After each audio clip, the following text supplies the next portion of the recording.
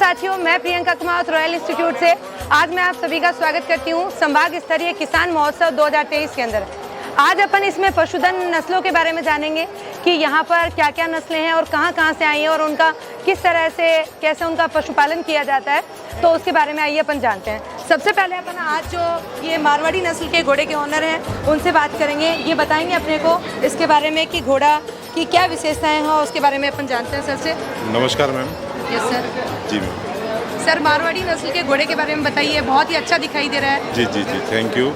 मारवाड़ी नस्ल का घोड़ा है ये, इसका नाम महावीर है। और ये आलिशान लाइन से है, ग्रेट गेमलर का बेटा है। और ये जो उदयपुर, जालोर, सिरोही, जोधपुर, बाड़मेर, इस एरिया में ज़्यादातर ये मारवाड़ी नस्ल पाई जाती है।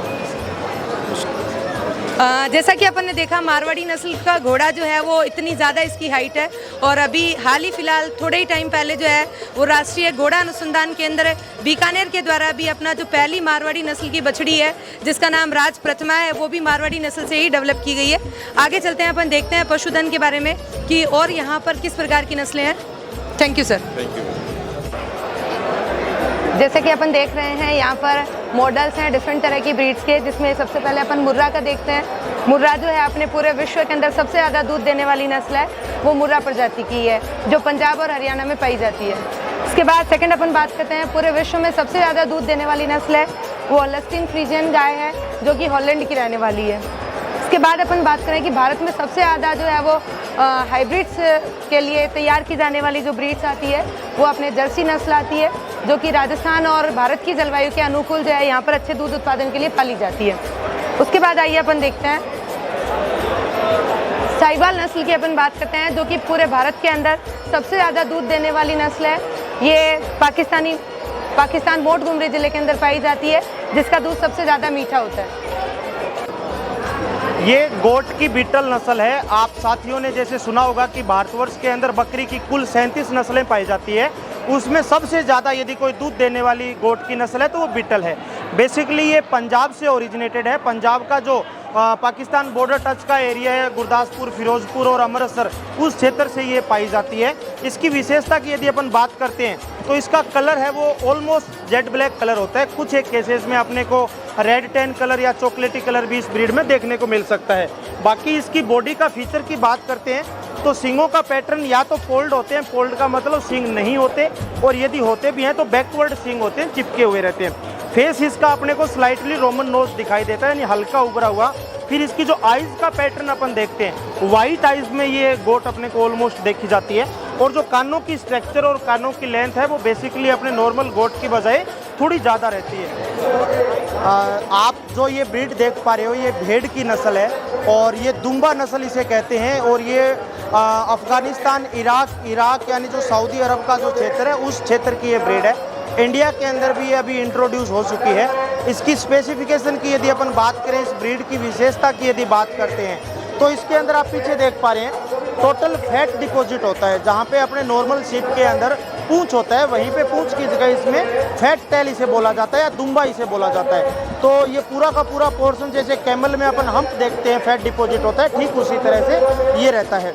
बाकी इसकी जो वुल की क्वालिटी और इसकी वुल है वो भी अपने नॉर्मल इंडिजिनस देसी ब्रीड की तुलना में वुल भी इससे ज़्यादा मिलती है और इसकी वुल का यूज़ भी अच्छा काम में लिया जाता है। बाकी अपने भेड़ों की तरह नॉर्मल जो भारतीय भेड़े हैं इसी तरह से बाकी अपने को ये सब देखने में मिलते हैं, जैसे कान है या फेस है। पर इसका जो मेन स्पेसिफिकेशन इसकी दूंब है और दूंब की वजह से इसको यूज़ के अंदर मीट पर्पज से बेसिकली काम में ज़्यादा लिया जाता है। और मोमडन जो भी साथी रहते हैं उनकी प्रिफरेंस ये रहती है कि हम दुम्बा की यदि कुर्बानी करते हैं तो इस चीज़ को वो ज़्यादा प्रीफर करते हैं। तो रिलीजियस पर्पस से मोमडन कम्युनिटी के अंदर इसका ज़्यादा महत्व माना गया है। जबकि अपने राजस्थान के अंदर और थ्रू आउट इंडिया के अंदर ये ब्रीड आजकल आराम से सर्वाइव कर रही है। और सेंट्रल गवर्नमेंट का CSWRI जो सेंटर है वहाँ पे इस पे अनुसंधान भी इस ब्रीड पे किया जा रहा है। ये सोजत गोट को आप देख पा रहे हैं जो राजस्थान की न्यूली रजिस्टर्ड ब्रीड है। अभी जैसे पहले भी मैंने बताया, पूरे भारतवर्ष में बकरियों की 37 नस्लें हैं, उनमें 3 नई नस्लें जो ऐड हुई है वो तीनों ही राजस्थान से है। ये सोजत है, एक गुजरी और एक करौली, तीनों ही बहुत ही बढ़िया और शानदार नस्ल है। यदि अपन स्पेसिफिकेशन इसी ब्रीड पे बात करना चाहें तो इसका कलर है वो वाइट होता है। वाइट कलर के साथ साथ में इसकी स्किन का जो कलर है पिंक देखने में मिलता है, जिसी वजह से कुछ साथी इसे गुलाबी के नाम से भी जानते हैं। सींगों का पैटर्न भी अपने को या तो बीटल की तरह से थोड़ा सा स्लाइटली चिपका हुआ या थोड़ा सा उभार इसमें हो सकता है, पर नॉर्मली अपने जैसे देसी गोट में खड़े सींग होते हैं ऐसे इसमें नहीं पाए जाते। फेस के अंदर भी अपने को बिल्कुल स्लाइटली उभार इसमें दिखाई देता है। जमुनापारी से तो बहुत ज़्यादा कम होता है और बीटल से थोड़ा कम इसमें अपने को देखने को मिलता है। कानों की यदि अपन बात करें, कानों की लेंथ बीटल की बजाय इसके अंदर कानों की जो लेंथ है वो ज़्यादा है। जैसे आप अभी देख पा रहे हैं इस मेल के अंदर ये तो बिल्कुल टिपिकल कैरेक्टर वाला है, तो इसके तो कानों की लंबाई लगभग 17 इंच है, यानी 1.5 फीट के करीब है।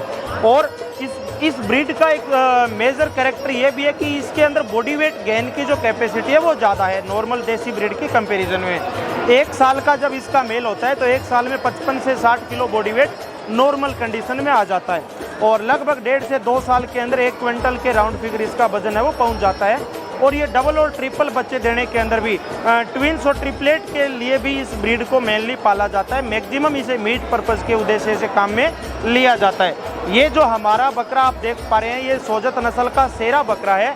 ये 3 बार राष्ट्रीय स्तर की प्रतियोगिताओं में चैंपियन भी रह चुका है, और इसका बॉडी का वजन 1 क्विंटल 5 किलो यानी 105 किलो का ये बकरा है। मैं तो आपकी सब टीम से कहूँगा कि एक बार इसके साथ में आकर के फोटोग्राफी के लिए भी मैं निवेदन करता हूँ।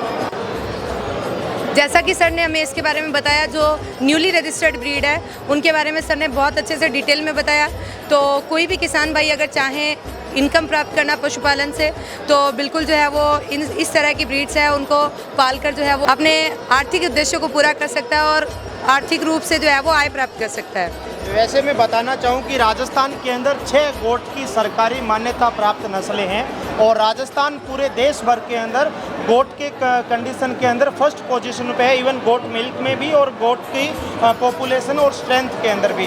तो राजस्थान के जो किसान भाई हैं सबका गोट के प्रति अच्छा एक क्रेज़ है, और आज के समय में गोट फार्मिंग का क्रेज़ किसानों में बढ़ता भी जा रहा है। यंग जो जनरेशन आ रहा है, जो यूथ आ रहा है, वो गोट फार्मिंग ट्रेडिशनल तरीके से ना करते हुए और उसको कमर्शियलाइजेशन की तरफ आज के समय में बढ़ रहे हैं। और बेसिकली जो नागौर, अजमेर और जोधपुर पाली का जो रीजन है, जो राजस्थान का यूं के लगभग सेंट्रल जो पोर्ट भाग है, इसके अंदर तो गोट फार्मिंग का काफ़ी क्रेज़ है। पूरे इंडिया के अंदर यदि सबसे ज़्यादा बकरियां कहीं पे सेल होती है तो राजस्थान से, और मैं बताना चाहूँगा कि विश्व की सबसे बड़ी जो गोट की मार्केट है अपने इंडिया के अंदर देवनार बॉम्बे में लगती है, वहाँ पे सबसे ज़्यादा राजस्थान की बकरियां ही जाती है। तो राजस्थान की चाहे कोई सी भी नस्ल की गोट क्यों ना हो, सबकी डिमांड शानदार है, जबकि ये जो सोजत है इसकी थोड़ी सबसे ज़्यादा डिमांड है, क्योंकि ये यूनिक ब्रीड है और इसकी वेट गेन की जो कैपेसिटी है यानी वजन बढ़ने की जो क्षमता है वो ज़्यादा है। तो कम खर्चे के अंदर अच्छा मुनाफा किसान भाई इस नस्ल का पालन करके आराम से कर सकते हैं। बिल्कुल सर, थैंक यू सर।